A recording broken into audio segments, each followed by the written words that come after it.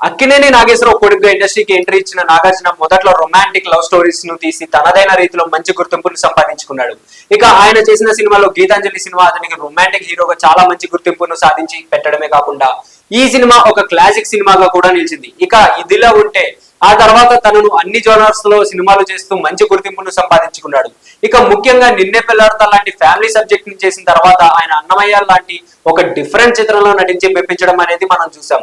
ఇక వైవిధ్యభరితమైన కథాంశాలను ఎంచుకుని సినిమాలో చేయడం నాగార్జున మిగతా హీరోల కంటే కొంతవరకు ముందు వరుసలో ఉంటాడని చెప్పడంలో ఏ మాత్రం అతిశయోక్తి లేదు. ఇక ఇదిలా ఉంటే ప్రస్తుతం నాగార్జున ఎయిర్పోర్ట్ నుంచి వస్తున్న క్రమంలో తన అభిమాని ఒకతను ఆయనతో ఫోటో దిగడానికి ప్రయత్నం చేశాడు. ఇక దాంతో అక్కడ సిబ్బంది అతన్ని ఈడ్చి పక్కన పడేశారు. దాంతో అతను కింద పడబోయాడు. ఇక ఈ వీడియో సోషల్ మీడియాలో విపరీతంగా వైరల్ అవడంతో నాగార్జున మీద నెటిజన్లు తీవ్రమైన విమర్శలు అయితే చేశారు.